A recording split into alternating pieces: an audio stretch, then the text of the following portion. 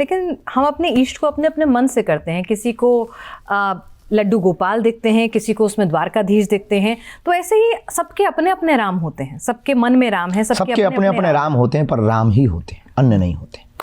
अपने अपने राम होते हैं, पर राम का कोई दूसरा विकल्प नहीं है। हम सिर्फ ये समझाना चाहते। ठीक है, चलिए, आपने कहा कि राम मंदिर तो बस शुरुआत है, ये पहला स्टेप है। इसके बाद काशी, मथुरा, ज्ञानवापी, बहुत सारी बातें हो रही हैं। ये कहाँ रुकेगा? संसार ही बढ़ रहा। नहीं मतलब वैज्ञानिक कह रहे हैं कि ब्रह्मांड फैल रहा है। तो ये विवाद का विषय नहीं, पर संवाद का विषय है। रुकना तो नहीं है। जब तक पूरे विश्व में सनातन फैलेगा नहीं, तब तक नहीं रुकेगा। अब किसी में दम हो तो रोक ले। तो क्या मंदिर बनाकर ही फैलेगा? केवल मंदिर बनाने की बात नहीं, दिलों में मंदिर बनाने की बात। तो उसके लिए राम मंदिर तो पहले से पूर्व, चूंकि मंदिर था, बस उसको ढहा दिया था, तो पुनर्निर्माण किया जा रहा है। तो ऐसे कितनी जगहों का करेंगे? जितनी जगह उन्होंने ढहाया है उतनी जगह पुनर्निर्माण होगा।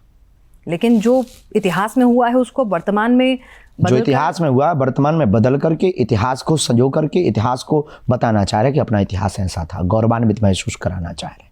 चलिए, अब जरा राम भक्ति पर भी आते हैं। और राम जी के चरित्र में ऐसा बहुत कुछ है, मर्यादा पुरुषोत्तम है वो, जिनसे आज के युग में, जैसे कलयुग कहा जाता है, बहुत कुछ सीखा जा सकता है। बिल्कुल। तो सबसे पहले तो मैं आपसे जानना चाहूँगी, आप बजरंगबली के भक्त हैं और उनसे बड़ा राम का कोई भक्त नहीं हुआ। जो बजरंगबली का भक्त है वो अपने आप में राम का भी भक्त है।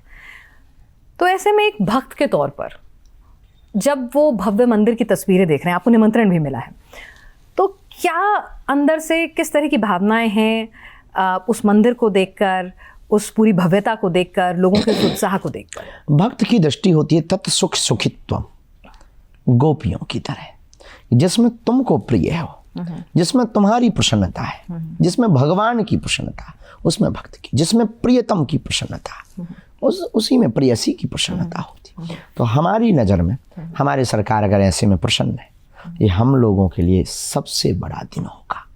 उनकी मुस्कुराहट और उनकी प्रसन्नता और उनको भव्य दिव्यता में देखना ही हमारा प्रेम है।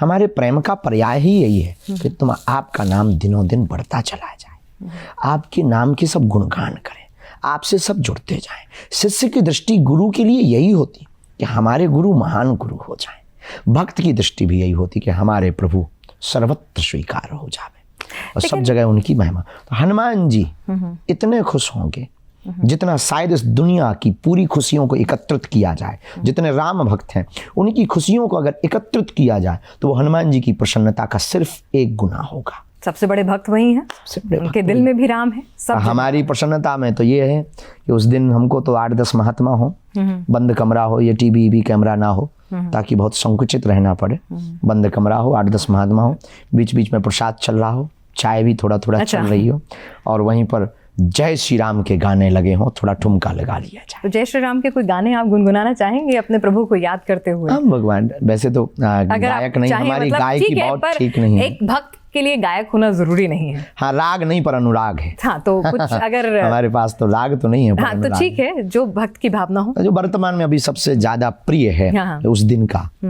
मेरी झोपड़ी के भाग आज खुल जाएंगे, राम आएंगे, राम आएंगे, आएंगे राम आएंगे। मेरी झोपड़ी के भाग आज खोले जाएंगे, राम आएंगे, राम आएंगे तो अंगना सजाऊंगी, दीप जला के दिवाली में मनाऊंगी।